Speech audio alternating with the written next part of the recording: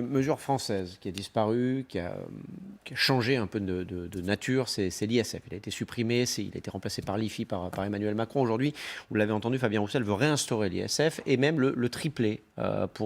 Globalement, l'idée, c'est de faire payer les plus riches pour financer le système. C'est la philosophie de Fabien Roussel. Est-ce que c'est une bonne idée ou pas? Alors, nous avons fait des erreurs. Et il y en a une en particulier que je regrette beaucoup, c'est d'avoir dit qu'on supprimait l'ISF. On ne l'a pas supprimé. C'est devenu l'IFI. On a changé. C'est ce que en je fait, veux dire. C'est resté... Non, tout à fait.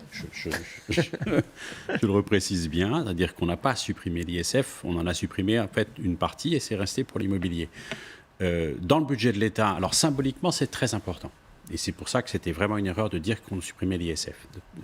Mais sur le budget de l'État, c'est anecdotique. Non, c'est pas vrai. Même, si, tout à Non, fait. c'est pas vrai. 3 milliards d'euros par an, c'est pas anecdotique. Alors, sur l'idée d'avoir un système fiscal avec un grand soir et un système vraiment progressif, moi, je trouve que l'idée, elle est assez séduisante en soi. Simplement, il faut expliquer comment vous faites pour passer... Mais attendez, je ne suis pas M. Roussel, mais je vous ai écouté poliment. Et en plus avec intérêt. Non, mais s'il vous plaît, laissez-moi aller jusqu'au bout. Le fait est que les Français ont inventé la TVA, que c'est un impôt absolument génial qui a fait le tour du monde. Il est injuste parce qu'il n'est pas progressif.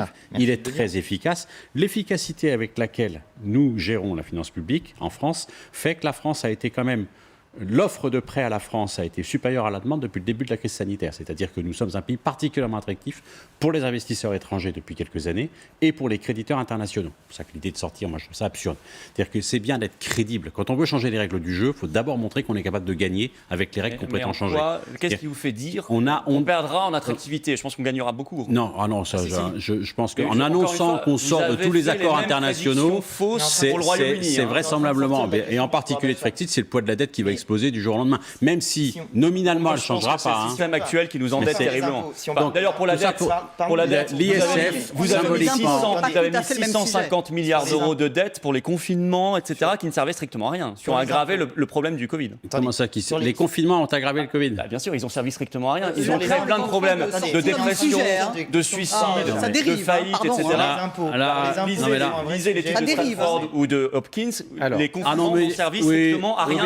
On peut regarder aussi les interviews de Felmich et de Judy Miskowicz. Non, mais on trouve tout ce qu'on veut sur Internet. Hopkins, c'est pas mal. Normalement, c'est une référence. Vous êtes parti sur quelque chose qui est très loin de la question de l'imposition. Donc, sur le. Je voudrais juste terminer sur l'ISF. Je considère que c'est essentiellement symbolique, que ça parle effectivement aux gens de se dire il est plus juste que les plus gros payent plus et que les petits ne payent pas. Je rappelle que l'impôt sur le revenu est un impôt qui ne tient pratiquement plus debout. Il y a énormément de gens qui ne le payent pas. Si, non, mais il ne joue plus son rôle de redistribution comme il devrait le faire dans un système effectivement exclusivement progressif. Et la vraie question au final, c'est l'augmentation des salaires et du pouvoir d'achat d'un système économique qui remet plus de tension simplement sur le marché du travail. C'est exactement ce qui est en train de se passer. J'ai recruté pendant 3 ans. Il n'y a rien de plus efficace que d'aller voir un client en disant écoutez, j'y arrive pas. Là, voilà, les CV, ça vous va pas. C'est ça le marché. Et le client, il vous dit, OK, mettez 10 K euros de plus par an parce qu'effectivement, je voudrais avoir un petit peu plus. Il n'y a rien de plus efficace que ça, en fait. Et là, la tension qu'il y a sur plein de métiers, comme il n'y a pas eu depuis des années, les salaires vont augmenter. On a commencé l'inflation avec une hausse des prix de l'énergie, des matières premières, beaucoup lié au contexte international. Et là, les salaires, ils sont en train de sur l'impôt quand même, parce que vous dites, nous n'avons pas supprimé l'ISF, nous l'avons transformé en IFI. Qu'est-ce que vous avez supprimé? Vous avez supprimé l'impôt sur la fortune mobilière, c'est-à-dire sur les actions. Vous avez encore pour la transmission d'entreprise. Vous avez encore supprimé les impôts sur le capital. Ce qui fait qu'il y a plus d'usines qui sont créées en France en ce moment que d'usines qui ferment.